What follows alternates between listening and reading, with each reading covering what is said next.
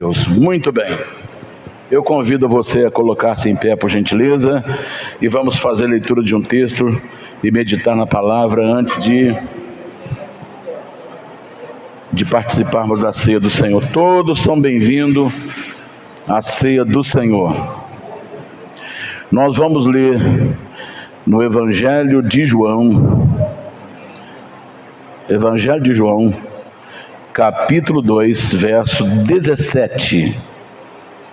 Verso 17. Capítulo 2 do Evangelho de João, verso 17, que diz assim: e os seus discípulos lembraram-se do que está escrito: o zelo, o cuidado, a preocupação, o temor da tua casa me devorará. Esse é o texto básico para a nossa ministração nesta manhã. Daqui a pouco nós vamos participar da ceia do Senhor, amém? Faça a sua oração, fala: Senhor, fale comigo nesta manhã, me abençoe. Eu quero ouvir a tua voz através da tua palavra. Eu quero ouvir, Senhor, o Senhor falar comigo. Me abençoe, me fortaleça, me proteja, me unge, me encha do Espírito Santo. Faça o seu pedido agora. Meu Deus e meu Pai, muito obrigado por estarmos juntos na tua casa nesta manhã. Dia de ceia, dia do derramamento do Espírito Santo, dia da tua graça, da tua glória, da tua unção. Fale conosco, Senhor. Não me deixe desviar nem para a direita nem para a esquerda. Abençoa o teu povo, a tua igreja. Abençoa os teus servos, as tuas servas. Porque a tua palavra diz que naqueles dias o Senhor derramará o teu Espírito sobre os teus servos, sobre as tuas servas, sobre os jovens, sobre os velhos. E eles sonharão sonhos, terão visões. E haverá fogo e vapor de fumaça sobre a face da terra. Senhor, que nesta manhã as comportas do céu se abram sobre este lugar e o teu Espírito seja derramado sobre nós, levantando os abatidos, alegrando os tristes, curando os enfermos e abençoando o teu povo, a tua igreja. Fale conosco e nos abençoe em nome do Senhor Jesus, para todos sempre. Amém e amém. Podem vos assentar, irmãos? Muito bem. Nós lemos um texto que, no seu contexto, Jesus, que quando começou seu ministério, ele nunca deixou de frequentar as sinagogas, que é a igreja como a nossa hoje. Logicamente a sinagoga era toda sofisticada, né? As sinagogas são as igrejas do povo judeu. Tinha sinagogas em cada lugar e tinha o templo que todo mundo tinha que adorar a Deus uma vez por ano lá em Jerusalém. Então, uma vez por ano todo mundo saía das suas cidades e iam para Jerusalém para fazer os seus sacrifícios, para fazer suas adorações. Então, o que aconteceu? Com o tempo, qualquer pessoa, Paulo chega até a falar assim: olha, vocês começaram no Espírito e agora, na hora exata que vocês precisam ser espirituais, vocês estão acabando na carne.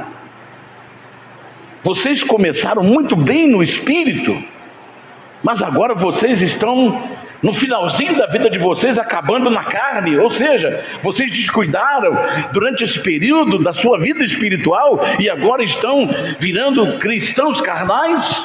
Paulo faz essa advertência. E isto é uma coisa que está no próprio ser humano. Você quer ver uma coisa? Quando a seita dos fariseus ela foi fundada um século antes de Cristo, 100 anos antes de Jesus nascer. Qual era a finalidade da seita dos fariseus? A base era trazer de volta os judeus apostatados.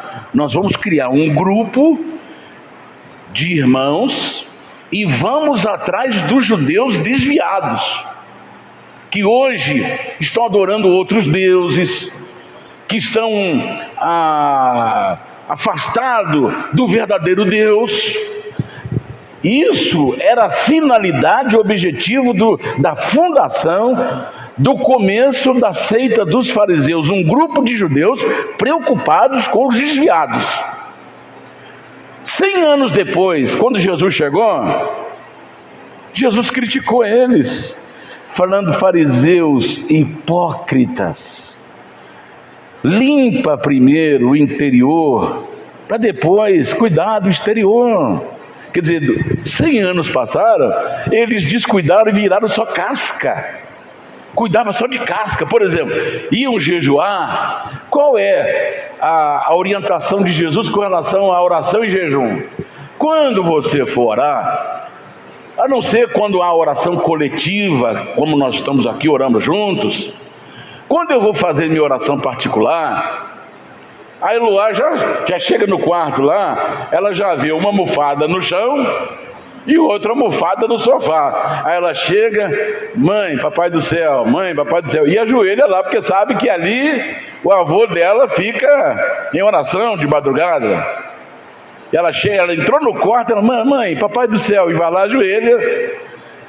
Então Jesus falou assim: olha, quando você for orar, entra no teu quarto, fecha a porta e ore em particular. Isso aí ele está falando não coletivamente, de forma individual.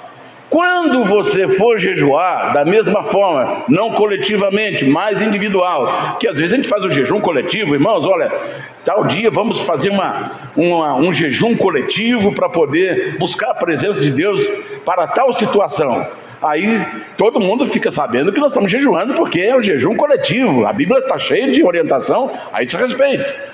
Mas quando você for jejuar, lave o seu rosto, penteie os seus cabelos e faz toda a sua higiene pessoal normal. Para quê? Para não demonstrar para ninguém que você está em jejum. O que os fariseus faziam? Do jeito que levantava da cama, nem lavava o rosto. Aqueles baita de judeus iam para a praça, ajoelhavam na praça, aí o pessoal olhava o rosto dele e falou: ó, está jejuando. Está jejuando. Todo mundo sabia que os fariseus estavam jejuando, por causa da aparência, e não lavaram nem o rosto. Para quê? Para mostrar para o povo que eles eram espirituais. Ninguém precisa saber que o Daniel é espiritual. Ninguém precisa saber que você é espiritual. É a sua vida que vai demonstrar, é a sua atitude que vai demonstrar, é a sua comunhão com Deus que vai falar mais alto que as suas palavras. E eles faziam isso para mostrar para as pessoas. Aí Jesus os criticou duramente. Por quê? Porque com o tempo a gente vai relaxando, a gente vai descuidando da nossa vida. Aí o que aconteceu lá no templo, no texto que nós lemos aqui? Quando Jesus entrou no templo de Jerusalém, ele viu o verdadeiro comércio. Tinha cambista. Cambista é onde a troca de moedas, você troca uma moeda americana por uma brasileira, e assim sucessivamente. Então tinha a mesa dos cambistas: ó, quem quiser moeda romana tem aqui para trocar com grega, quem precisar de moeda grega tem romana, tem grega, tem romana, tem tudo aqui. Os cambistas tinha sua mesinha dentro do templo. Dentro do templo tinha os vendedores de sacrifício. O sacrifício deveria ser muito pessoal.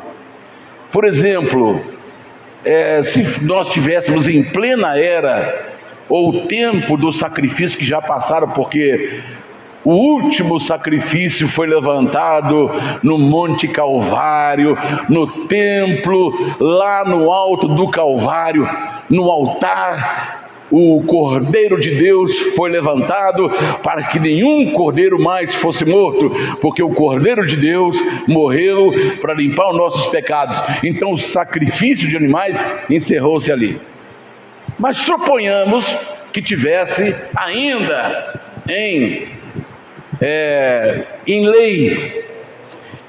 Eu não podia pegar qualquer ovelha para fazer o sacrifício. Tinha que ser ovelha do meu rebanho, escolhida a dedo, sem mancha, sem defeito, sem doença. Deveria ser uma ovelha que eu amasse, que os meus filhos pegassem: papai, essa daqui nós vamos cuidar dela muito bem. Não tem um cachorrinho na sua casa que você pega ele no colo, leva para lá, cuida bem dele, dá banho nele, põe fitinha nele? Pois é exatamente esse que vai para o sacrifício. É o que você ama, aquilo que você ama que vai. Essa era o ensinamento de Deus. Aí o que eles fizeram? Encheram o templo de ovelhas, cabritos, bodes, touros para vender. Aí o pai falava assim: filho, vai lá, compra uma ovelha, entrega para o sacerdote para ele fazer o sacrifício. Você sabe quantas ovelhas e animais eram sacrificados na época da Páscoa? Seguro para você não cair. Aproximadamente 200.000 ovelhas. Corria um rio de sangue. Tinha até uma canaleta aonde corria o sangue até um abismo, e até hoje se sente o mau cheiro do sangue que foi derramado durante anos e anos ali em Jerusalém. Aí Jesus chega e olha aquela situação e fala: meu pai, olha o que fizeram da casa de Deus um comércio. Já viu feira de domingo aqui? Alguém consegue escutar alguma coisa? Que todo mundo: quem quer comprar tomate, quem quer comprar isso? Ninguém escuta nada, só os vendedores. Aí lá a mesma coisa no templo. Quem quer comprar ovelha, quem quer comprar cabrito, quem quer comprar touro, quem quer comprar a vaca, quem quer comprar a pombinha para fazer o seu sacrifício, nós temos aqui para vender. Aí Jesus olhou e falou: como é que eu vou chamar a atenção dessa pessoa? Não tem um microfone, não tem um megafone. Jesus, me dá um chicote aí. Dá um chicote. Já viu Jesus bravo? Jesus não ficou bravo com o demônio, Jesus não ficou bravo com as pessoas, mas Jesus ficou bravo com a distorção do sentido verdadeiro da casa de Deus. Pegou um chicote e começou lá. Pá! Aí todo mundo viu aquele homem batendo o chicote, estalando o chicote. Todo mundo ficou em silêncio. Vocês fizeram da casa do meu pai covil de salteadores. E ele foi derrubando mesa, empurrando mesas, derrubou as medalhas, as moedas dos cambistas, espalhou a moeda pelo chão. Vocês fizeram da casa do meu pai covil de salteadores. Aí Jesus mandou colocar tudo para fora. Quando chegou no pombo, tinha até pombo para o sacrifício. Aí Jesus lembrou que o pombo é o símbolo do Espírito Santo. Aí ele falou assim: tirai esses daqui. Ele expulsou tudo, mas quando chegou nos pombinhos: tirem esses daqui. Era a ordem de Jesus. Aí Jesus, bravo, porque a vida, o sentido verdadeiro do sacrifício já tinha ido para o espaço, agora era comércio. Aí Jesus, os discípulos viram que Jesus estava bravo por causa da transformação do templo em casa comercial. Isso parece que soa alguma coisa para nós? Soa alguma coisa para vocês?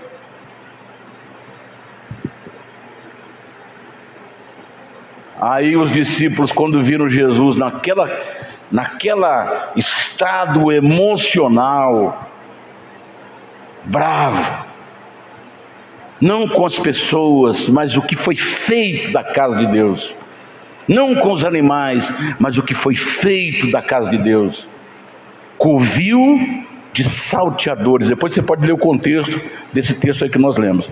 Aí os discípulos se lembraram de um texto, que é o que nós lemos aqui. E os discípulos lembraram-se de que está escrito: o zelo da tua casa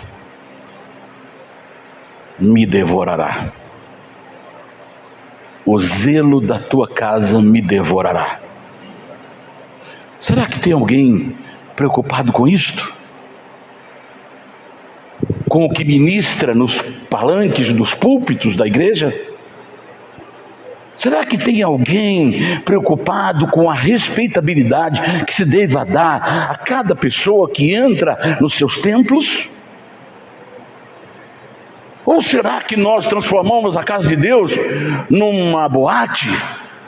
Ou transformamos a casa de Deus em que as pessoas entram, mas entram assustadas e com medo, porque sabe que se não estiver firme no seu propósito, ele sai até sem a roupa do corpo.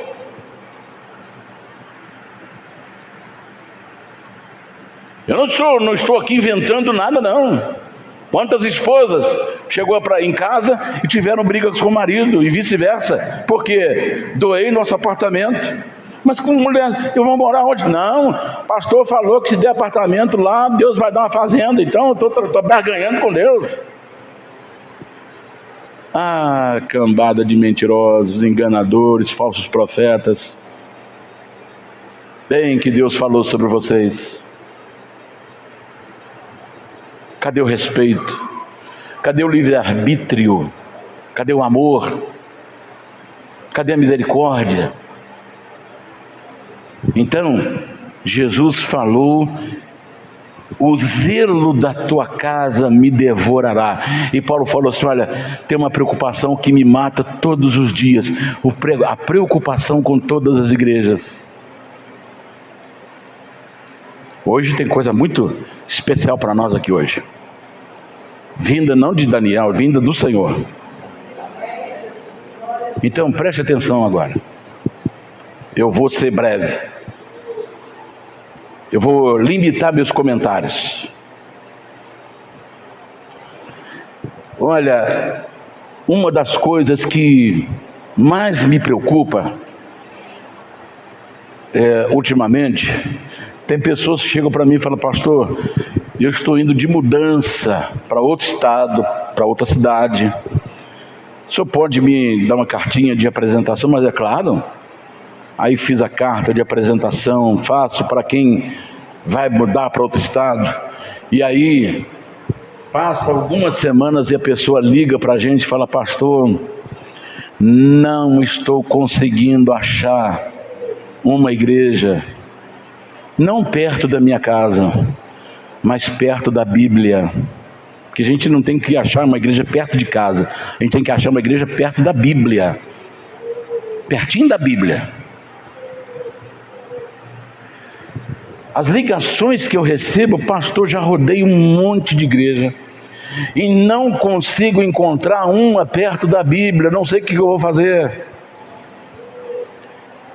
Então, para que você e eu entendamos o que está acontecendo hoje, eu quero analisar com você, porque a maioria que muda, semanas depois me liga: pastor, não sei o que eu vou fazer, já visitei umas 10, não adapto, não consigo adaptar, porque não acho uma perto da Bíblia. Mas eles vão achar. É raro, é igual mico-leão dourado, virou raridade, está em extinção, mas vai achar. Em algum lugar alguém vai achar o mico-leão dourado, mas está em extinção. Eu quero que para você entender o que está acontecendo, vamos pensar aqui, fazer uma análise rápida de uma franquia. O que é uma franquia? Por exemplo, eu sou dono de uma empresa, dono de uma marca, dono de um produto, que já ficou famoso. E alguém fala assim: Daniel, eu posso ser um franqueado seu? O que é ser franqueado? É receber uma responsabilidade, a pessoa que vai receber uma responsabilidade de representar a empresa, ele vai fazer um contrato, tem que ter um contrato de franquia, e dentro desse contrato tem cláusulas que a pessoa tem que seguir rigorosamente, porque ele tem que representar aquela empresa que ele vai franquear.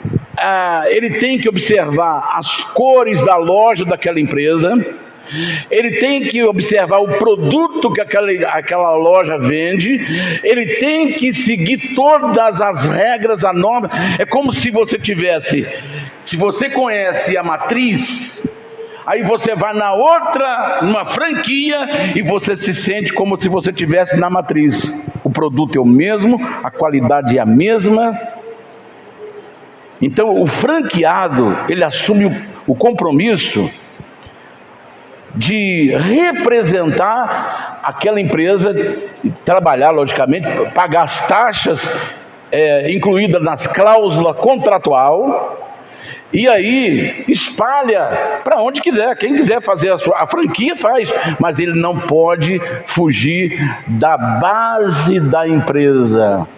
Até as cores, os distintivos, a marca. Por exemplo, quando você vê assim, fala assim, a marca Volkswagen, você já vem na sua mente o distintivo da marca Volkswagen.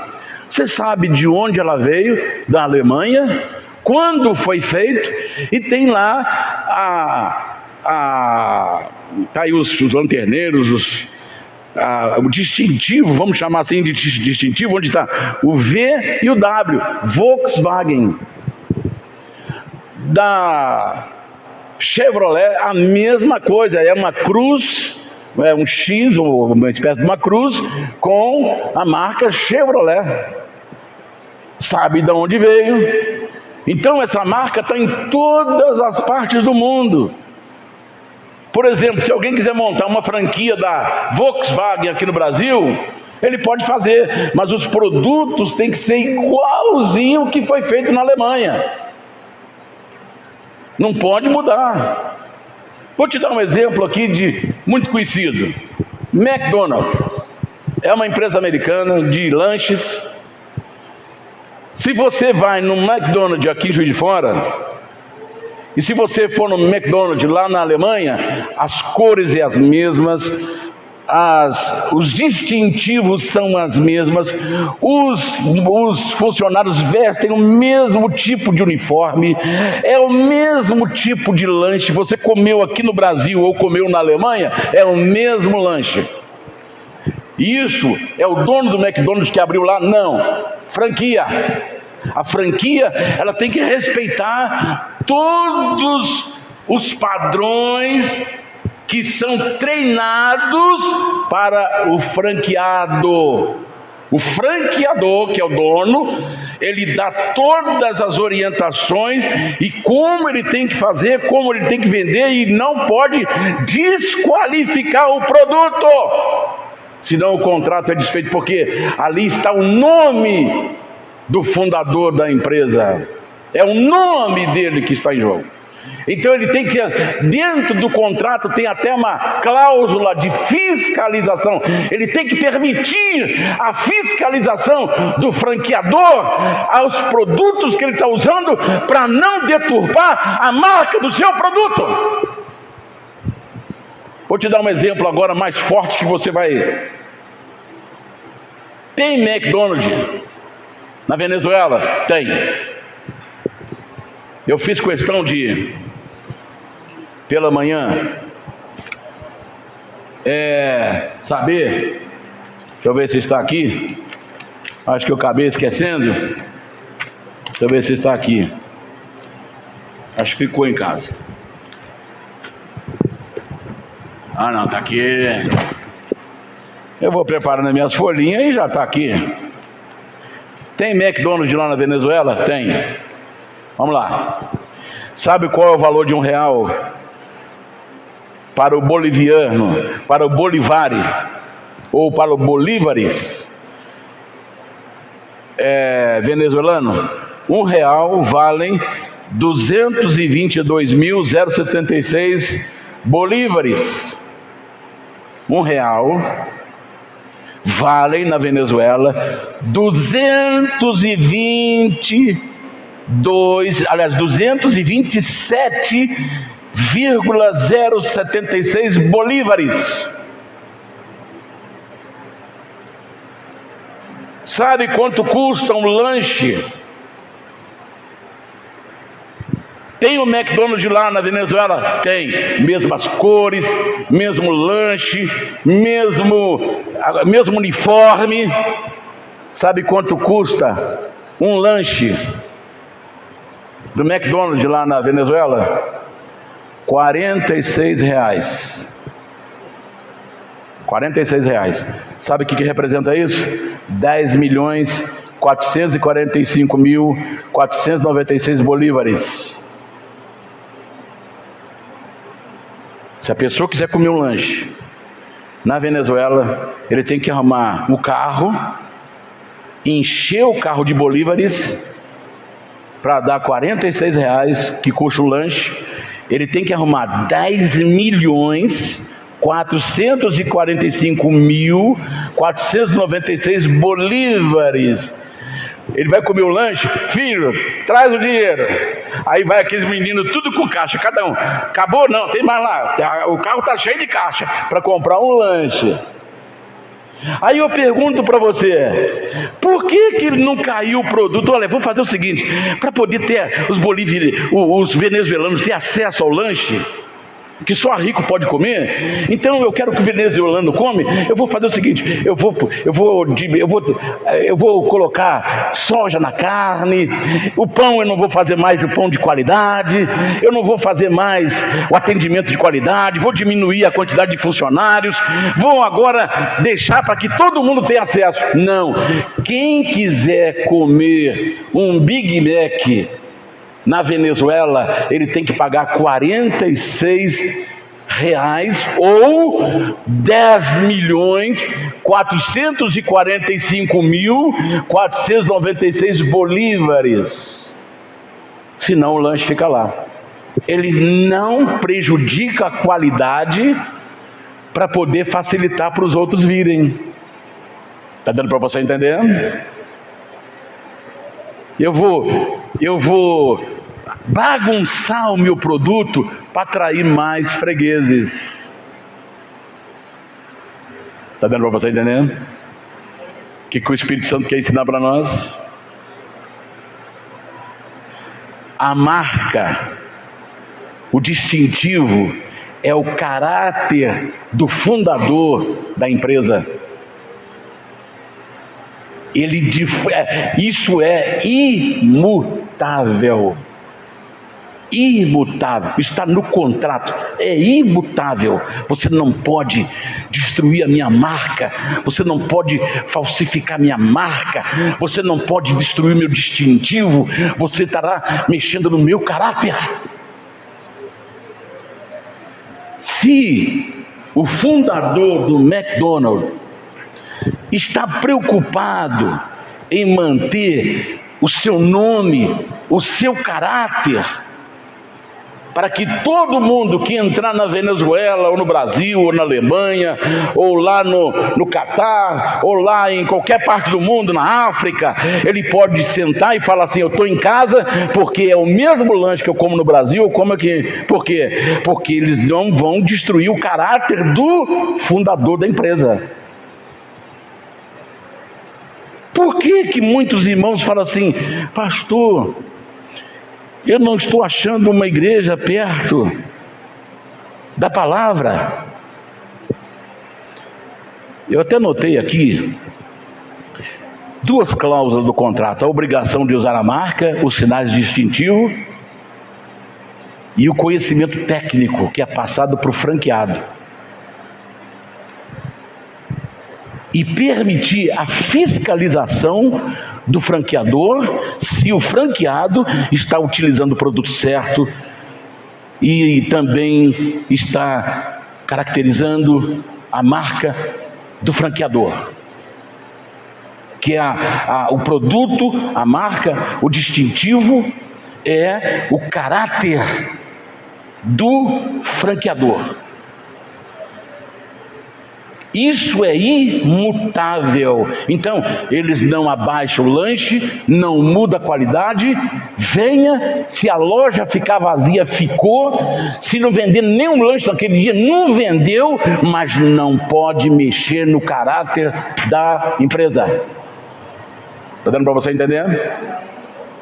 Se alguém se preocupa assim com a marca de uma empresa, muito mais o maior empreendimento do mundo chamado Reino de Deus.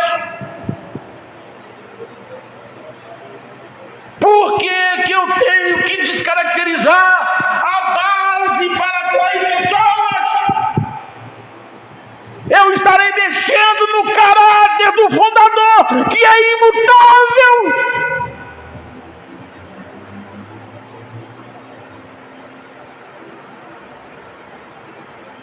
Se alguém se preocupa com a empresa que vai ser queimada, que vai ser destruída, como diz Pedro, não ficará nada em pé, porque todos os elementos desfarão.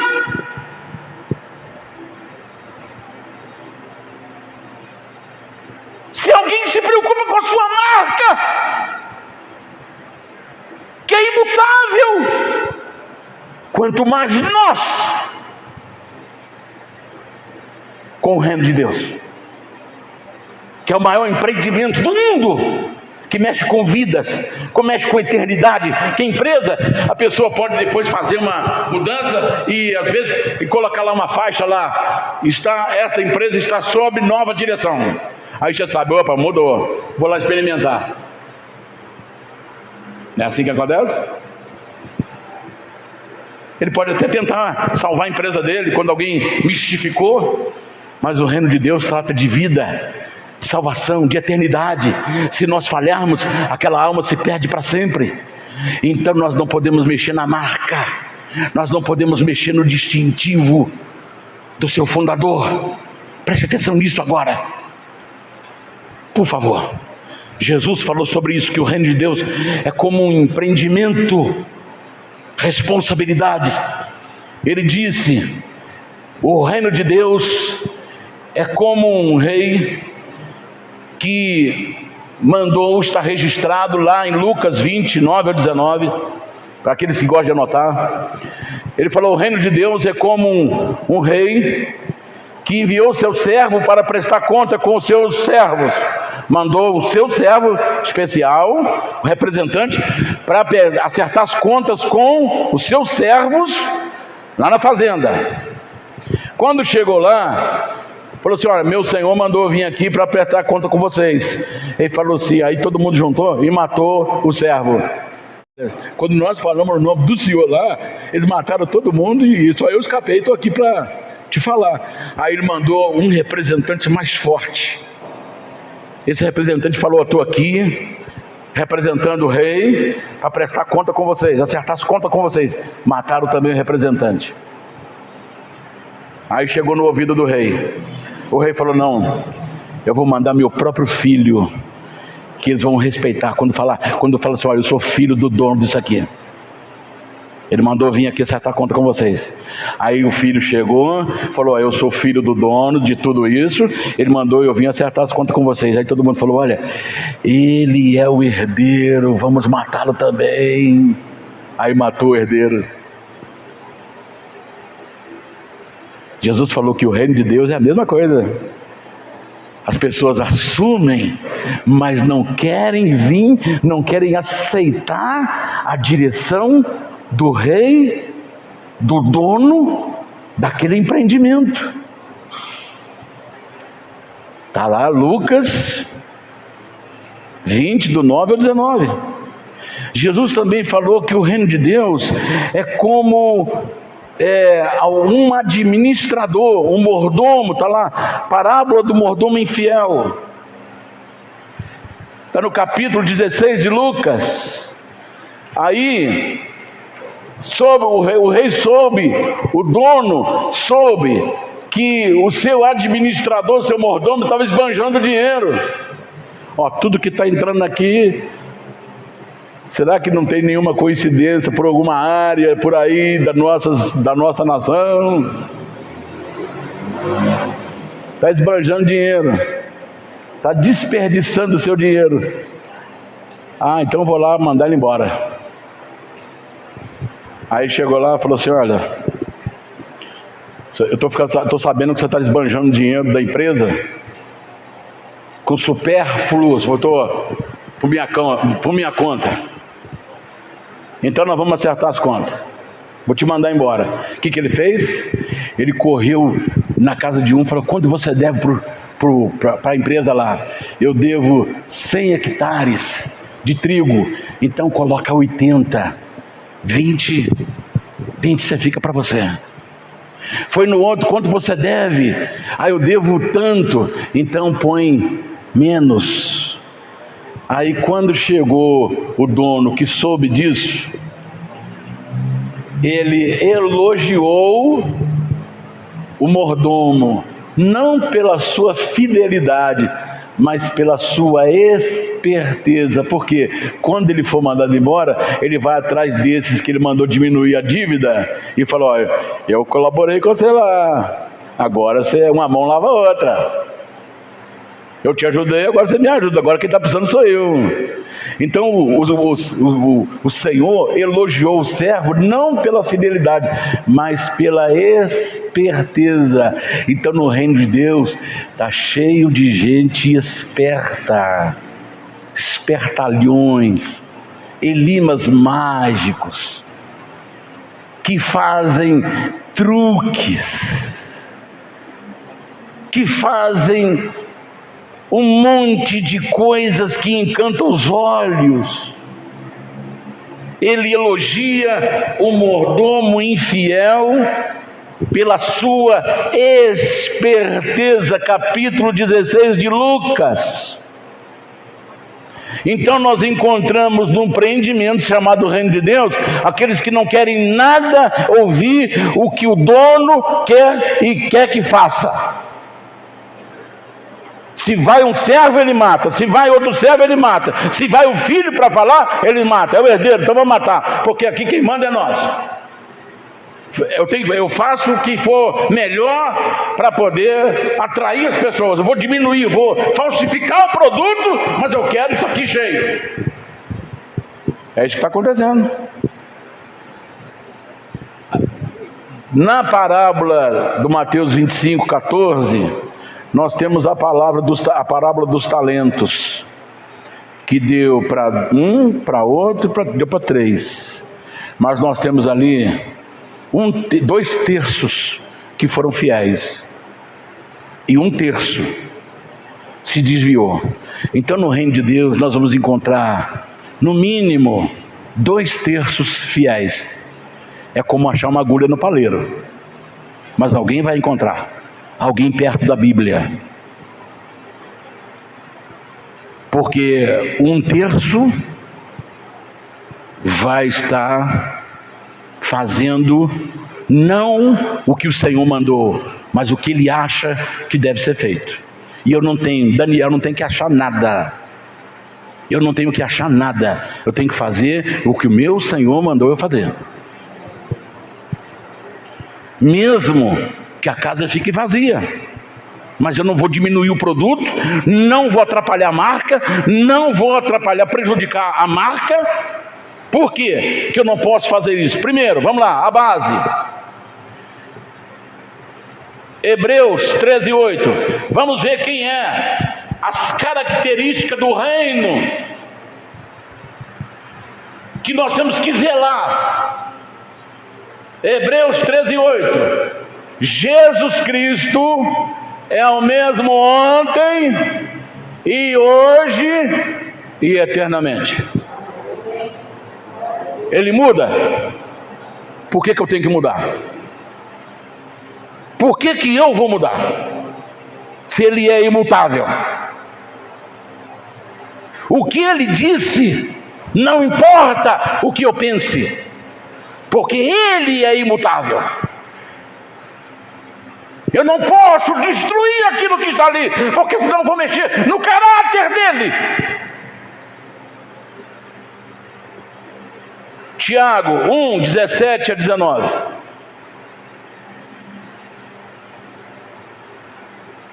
Toda boa dádiva e todo dom perfeito vem do alto, descendo do Pai das luzes, em quem não há mudanças, nem sombra de variação. Segundo a sua vontade, ele nos gerou pela palavra da verdade, para que fôssemos como primícias das suas criaturas. Quando eu era solteiro, eu colecionava um jornal chamado Agora. Era produzido no Rio de Janeiro e só tinha notícia pesada, de crimes, assaltos, quadrilhas. Então, nesse jornal apareceu lá um justiceiro chamado Sombra. Não sei se alguém aqui já ouviu falar disso aí. Sombra. Ele era a marca dele. Ele matava criminosos e colocava lá em cima lá, Sombra. Aí todo mundo sabia que foi o Sombra que matou. Então, Sombra, você não sabe quem que é. Você não identifica a sombra. E a sombra, uma hora ela está de um lado, outra hora ela está de outro. Ela pode estar na frente, ela pode estar atrás, ela pode estar da direita, ela pode estar à esquerda. Então, Deus não há sombra. Deus é real, não é sombra. Deus é um ser pessoal que tem contato conosco, não é sombra para que a gente não saiba onde está e nem conhece, e nem variação de mudanças. Hoje Deus ama, amanhã Deus odeia. Deus hoje é bom, amanhã ele é mau. Hoje ele é santo, amanhã ele não é. Não há variação de mudança. Deus é imutável. Deu para entender? Deus é imutável. Gênesis 1:31. Tudo que ele fez é bom, e viu Deus tudo quanto tinha feito, e que era muito, muito bom. E foi a tarde e amanhã o dia sexto. Então eu não preciso mexer na criação de Deus, porque o que ele fez é muito bom. Está dando para entender? Às vezes a gente chega assim: Senhor, por que o Senhor me fez assim? Porque ele achou muito bom.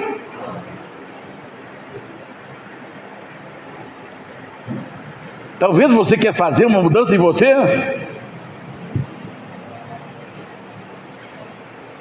Eu tenho certeza que se eu sair com uma pessoa, vamos colocar assim, que ele tem um cabelinho que joga para trás, para o lado, para lá e para cá, vamos chamar assim, um cabelinho bom, o bom cabelo. Eu tenho certeza que se eu e ele sair debaixo de uma chuva, o cabelo dele molha, ele volta igual pintinho molhado, e o meu cabelo volta do mesmo jeito, porque não molha. Tem as suas vantagens. Eu não quero que o cabelo do Daniel molha. Pode sair na chuva, Daniel. Volta do jeito que saiu, voltou. Por que eu vou trocar para o cabelinho, para o outro? O outro já acostumou. Se cuidar. Está dando para você entender, irmãos? Eu não preciso mexer na obra criadora de Deus. Por que o Senhor me fez assim? Não, Ele fez porque você é a melhor criatura que Ele fez. Você, não existe ninguém igual a você. Você é único, é peça única, é valiosa, porque você é único no mundo. Deu para você entender? Eu não preciso mexer em mim, porque toda pessoa que mexeu nele, ele virou monstro. Tem uma moça, aliás um rapaz, que ele não queria ser do jeito que ele era. Ele injetou cimento no rosto dele. Ele queria mudar a sua face. E ele injetou cimento no rosto dele. Hoje ele está com um monstro. Quando ele aparece, o rosto dele está petrificado, como se fosse um monstro. Tem um rapaz que não aceitou como seu corpo era. Ele falou: eu quero ser parecido com quem? Aquele rapaz lá. Quem? O nome dele? Tem um outro nome junto. Quem? Quem mesmo? Hein? Isso, obrigado aí pela lembrança. Namorado da Barbie. Aquilo ali é o maior perigo que tem, porque o diabo está ali naquelas figurinhas, naquelas imagens. A criança pega aquela Barbie e olha: eu quero ter o corpo da Barbie.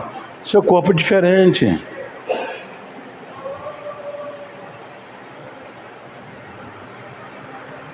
E aí ela se mata porque não consegue parecer como Barbie. Ela fica cheia de problemas emocionais, psicológicos, porque não se aceita. Olha para o espelho e fala: eu te amo, o cara que está aí dentro. Ah, mas ninguém gosta de você. Ninguém gosta, mas eu gosto. Seja o que você é, porque Deus te fez do jeito melhor. Você é a melhor da criação de Deus. Está dando para você entender? Se ninguém gostar do Daniel, tem um que não vai nunca deixar de gostar, que é o meu Deus, porque foi Ele que me fez. Se ninguém gostar de você, tem um que gosta e não vai deixar de gostar nunca, que é o Senhor que te fez. Você é obra-prima. Não se desvalorize, porque você é peça única. Pode olhar na internet, qualquer peça única, ninguém consegue ter na sua coleção. Ele tem que despendir uma quantidade de dinheiro absurda para ter aquela peça na coleção dele, porque é única.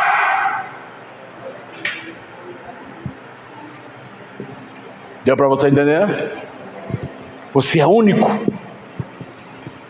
Fale para a pessoa que está do seu lado aí: você é única, não tem ninguém igual a você. Você é o melhor da criação de Deus. Você é o melhor da criação de Deus. Você é o melhor da criação de Deus.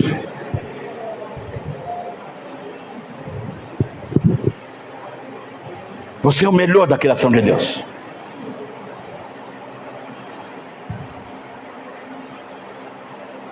Tudo que Deus fez no reino mineral, vegetal e animal é muito bom.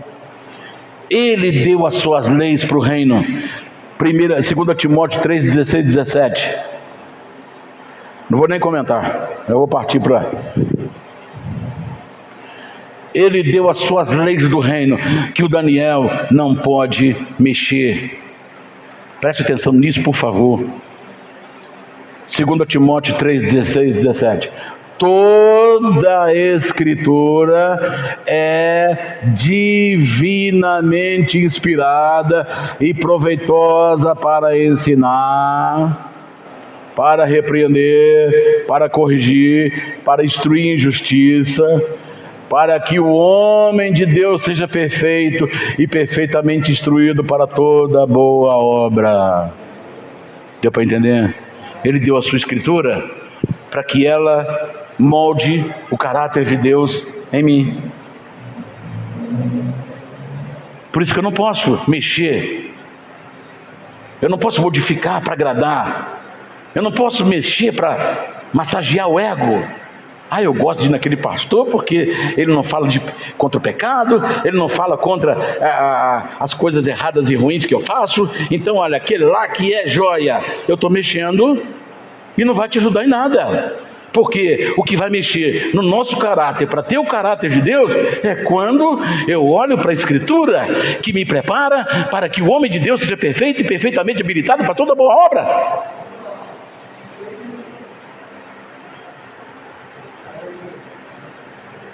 Segundo Pedro 1:21. Segundo Pedro 1:21. Preste atenção nisso agora. Porque a profecia nunca foi produzida por vontade de homem algum, mas homens santos de Deus falaram inspirado pelo Espírito Santo.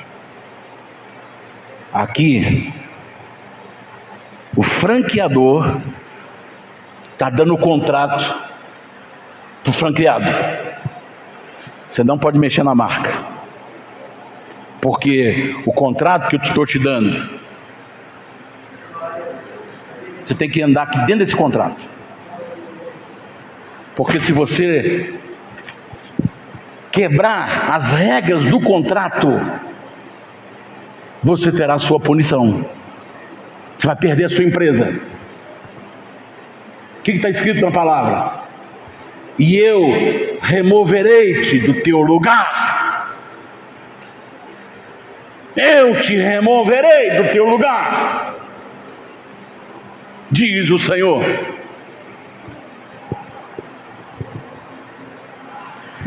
Preste atenção agora, Jeremias 1:12. Pode ficar tranquilo que eu vou terminar na hora certa. E disse-me o Senhor: viste bem, Jeremias, porque eu velo sobre a minha palavra para fazê-la cumprir. Eu fico olhando o meu contrato. Eu fico olhando as regras que eu passei para você, para que toda ela seja cumprida. Eu velo, eu fico olhando cada cláusula do meu contrato, para que você cumpra. Por quê? Porque eu velo pela minha palavra, porque ela é o meu caráter. Está dando para você entender?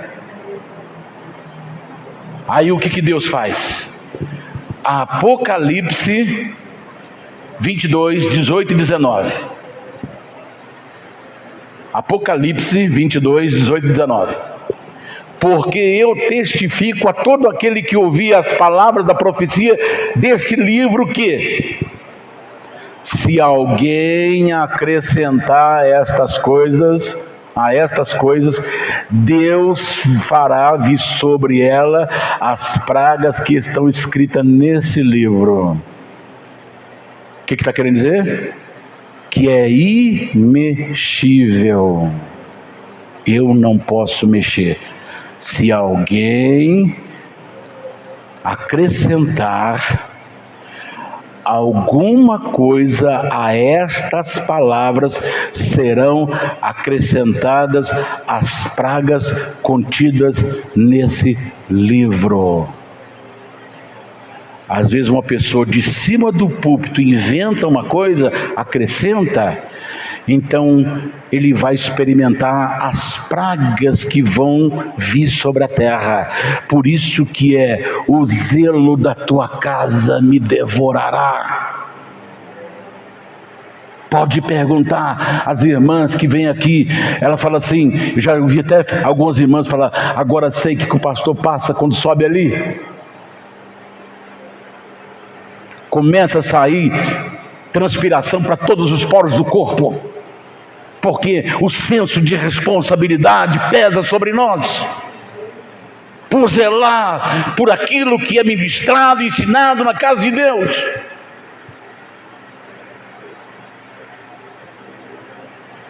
E se alguém tirar quaisquer das palavras do livro dessa profecia, Deus tirará a sua parte do livro da vida e da cidade santa e das coisas que estão escritas nesse livro. Olha aí. Se a pessoa tirar, alguém um dia reclamou com outra pessoa falando assim, olha, eu não estou conseguindo encher a igreja de jovens, Isso para um outro irmão. Um irmão conversando com o outro. Eu não estou conseguindo encher a igreja de jovens. Aí esse outro irmão perguntou assim, mas o que você está pregando lá? Eu falei, não, eu estou falando a verdade para ele, estou pregando a Bíblia. Ele falou, não, rapaz, é por isso que você não está conseguindo. Você não pode falar de pecado, você não pode falar de inferno, você tem que falar só de flores. Você não pode falar de cruz, de renúncia. Não. Não fale que a pessoa tem que carregar sua cruz. Não fale de pecado.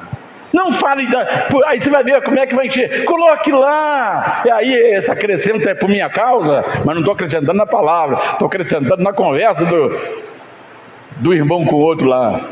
Coloque lá. Hoje nós vamos ter axé, hoje nós vamos ter o grupo de samba, nós vamos ter um momento aí de como é que chama aquelas danças?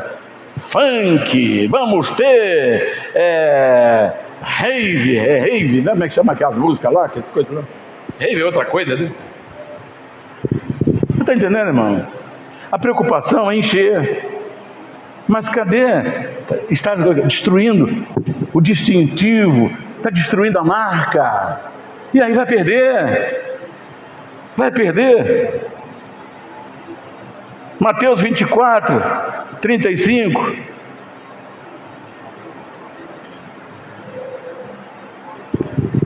Eu não vou nem comentar, vou correr. O céu e a terra passarão, mas as minhas palavras não hão de passar. Mateus 5, 18.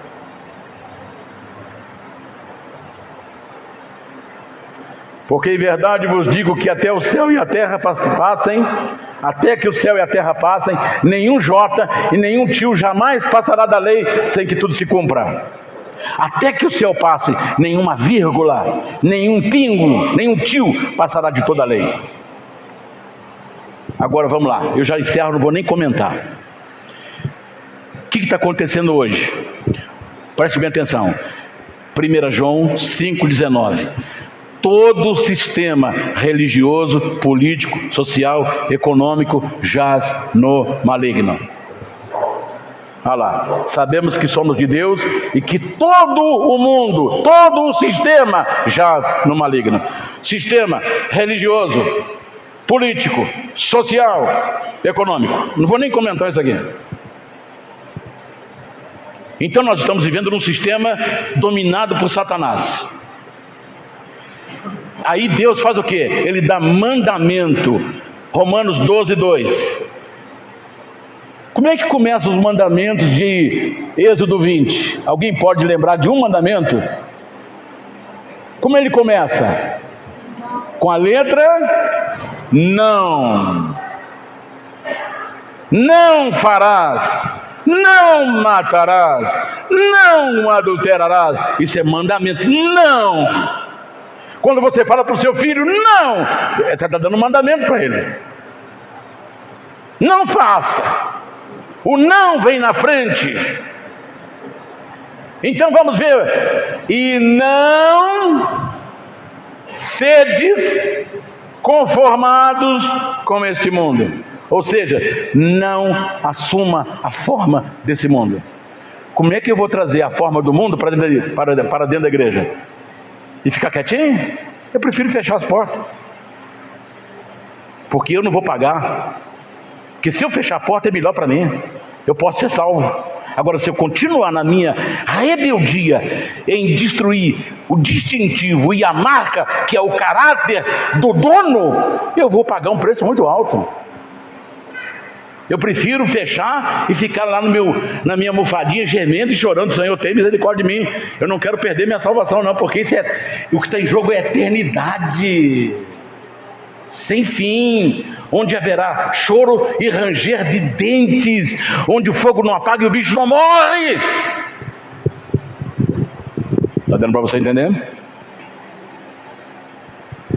Deus deu o mandamento: não assuma a forma do mundo. Provérbios capítulo 29, 18 a 20. Preste atenção nisso agora. Agora você vai entender por que as pessoas não acham uma igreja perto da Bíblia. Provérbios 29, 18 a 20. Não havendo profecia, o povo perece. Porém, o que guarda a lei, esse é felicíssimo. O servo não se mandará com palavras, o servo não se emendará com palavras, porque ainda que entenda, todavia não atenderá. Ainda que entenda, não atenderá. Tens visto um homem precipitado no falar? Maior esperança há para um tolo do que para ele. São as precipitações no falar. Não havendo profecia, o que acontece com o povo? Perece, se corrompe. E o que é profecia? Não cele as palavras da profecia desse livro. Tirou a profecia, o povo se corrompe. Não tendo profecia, o povo se corrompe. Está dando para você entender? E é isso que Satanás quer. Ele tem medo disso aqui, ó. E eles o venceram pelo sangue e pela palavra do seu testemunho. Isso aqui que derrota Satanás. Você tirou isso aqui? Pode fechar as portas. Agora, para essa máquina aqui funcionar, tem um óleo chamado Espírito Santo, que não pode faltar dentro dessa engrenagem, desse empreendimento chamado igreja. Espírito Santo. Por isso que eu disse no começo do seu projeto de vida, coloque, priorize esse ano de 2023, uma vida cheia do Espírito Santo, e que não é batizado, busque o batismo do Espírito Santo sobre a sua vida. Porque Satanás está vindo com tudo sobre a igreja do Senhor.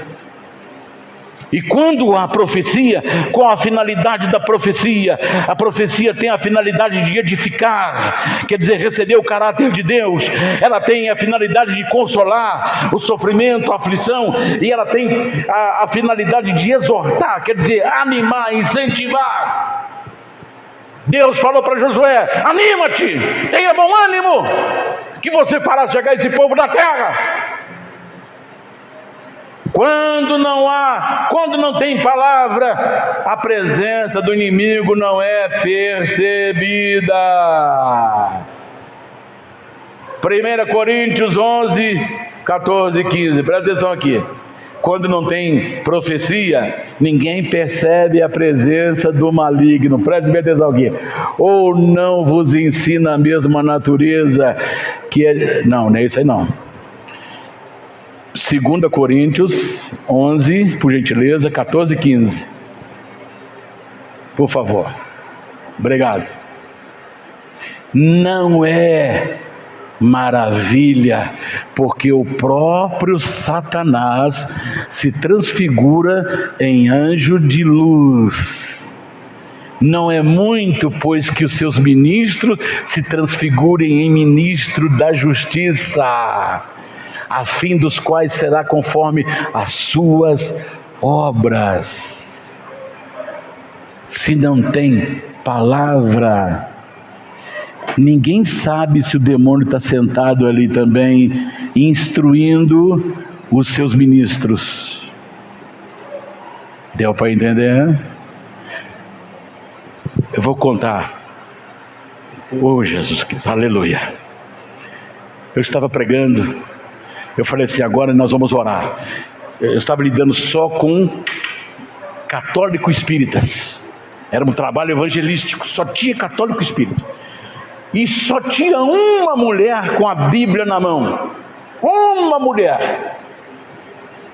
Eu falei: puxa vida, tem um crente aqui do nosso meio. Só tinha espírita e católico. Quando orava, ia tudo para o chão, endemoniado. E aquela com a Bíblia na mão, quando eu comecei a orar, ela começou a falar em línguas estranhas, com a Bíblia na mão. Mais alto do que o microfone que eu estava orando. Eu falei: não, tem uma coisa errada aí. Falei com o pastor que estava do meu lado, vai lá, só fique perto dela, chega lá e fique só perto dela. Aí ele foi. Quando ele chegou perto dela assim, ela jogou a Bíblia para cima e o demônio se apossou dela e falou: eu não consigo enganar vocês. Por que não consegue enganar? Por causa da profecia, por causa da palavra. Onde não tem palavra, teve uma mulher que ela começou a profetizar dentro da igreja, aí veio uma outra mulher e falou: gente, para, eu tenho o dom de interpretação de língua, ela está amaldiçoando a igreja e vocês não estão sabendo. Aí ela foi tocada para fora. Olha a bagunça que está, onde não tem profecias, ninguém percebe a presença inimiga. O mundo jaz no maligno, os ministros de Satanás estão invadindo, porque essa guerra começou no céu e agora vai acabar na terra. Apocalipse 12.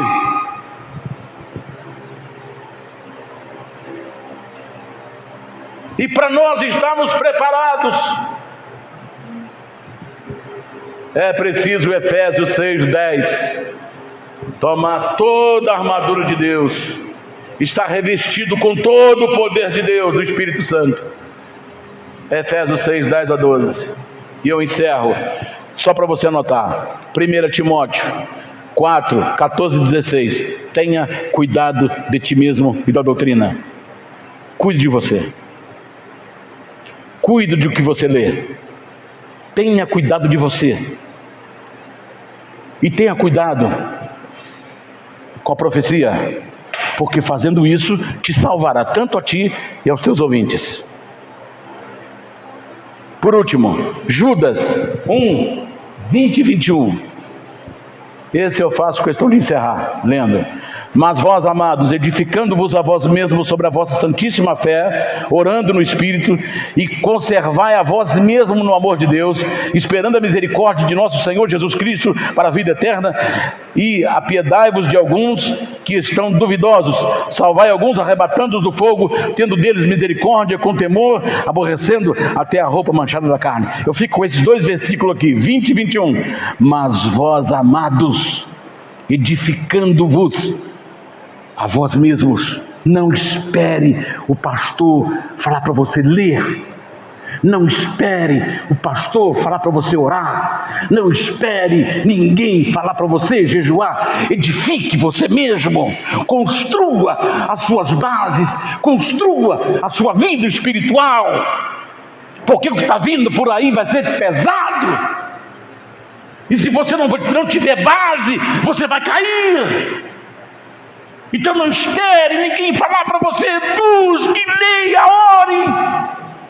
O pastor não está fazendo campanha de jejum, de oração. Eu estou esperando. Não espere. Faça você mesmo. Na sua casa, na sua vida. Para você mesmo. Edifique a você mesmo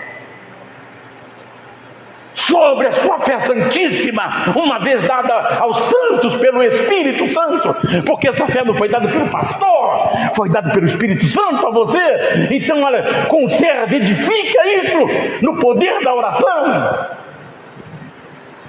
Deu para você entender? Não espere ninguém falar para você fazer. Faça você mesmo. E você vai ter uma igreja perto da palavra.